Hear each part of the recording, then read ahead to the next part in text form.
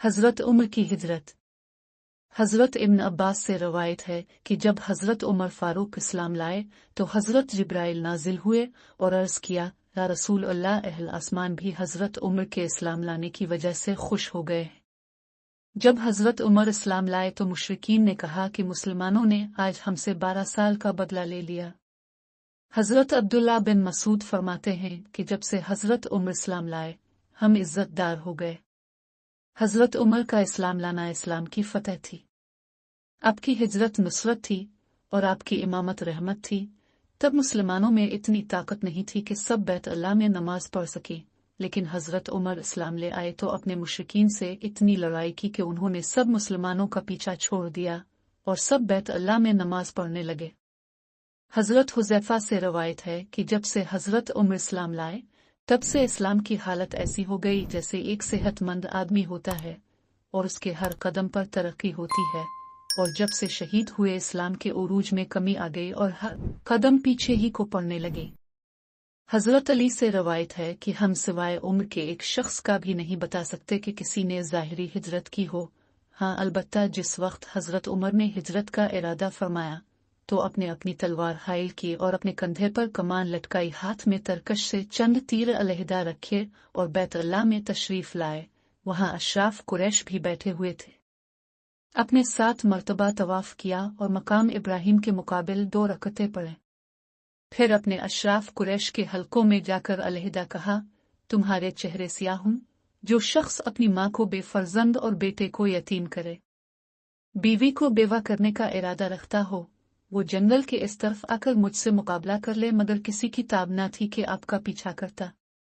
जब अपने हिजरत के लिए निकलने का इरादा फरमाया तो अय्याश बिन इब्बी रबिया और हश्शाम बिन आस ने वादी सरफ की ऊंचाई पर एक बाग में मिलने का वादा किया।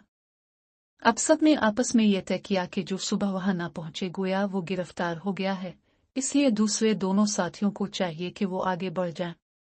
हश्शाम बिन आस को अपने रोक लिया। जब आप लोग मदीना पहुंचे तो कबा में बनुमरो बिन उफ के यहाँ ठहरे। उधर अबू जहल और हारिस बन हश्शाम सैयदना अय्याश बिन इब्बी रबिया के ताकुब में मक्का से निकले।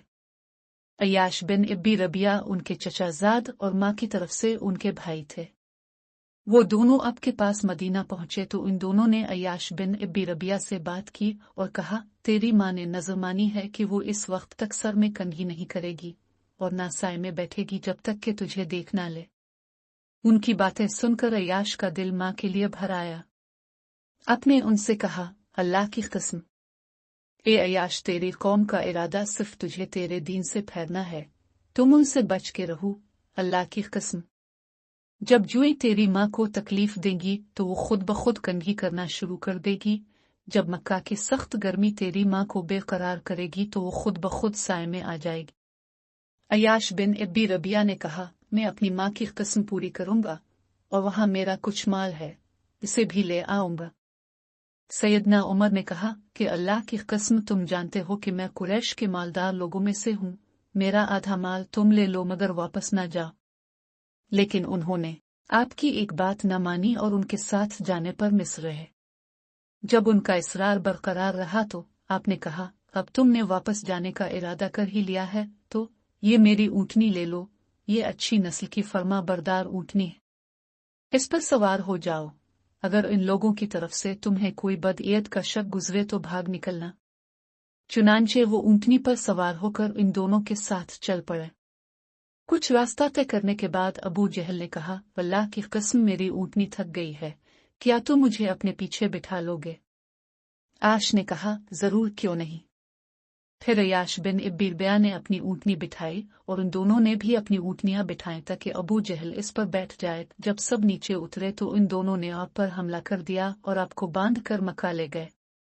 फिर आपको आजमाइश में डाला गया और आप आजमाइश में मुब्तला रहे। सैयदना उमर कितने अजीम इंसान थे और कितने आला अखलाक के मालिक थे कि अय्याश बिन इब्बी रबिया को निस्फ माल की पेशकश भी कर डाली और इसे अपनी ऊँटनी भी दी, लेकिन इसे ना बुरा भला कहा और ना ही किसी किस्म की कोई आर दिलाई कि तूने मेरी बात नहीं मानी, बल्कि उन पर जज्बा वफा और मोहब्बत छाया हुआ था। जब हजरत उमर मदीना पहुंचे तो आपके साथ 20 सहाबा किराम थे जो हिजरत करके आए मक्का से मदीना आए थे।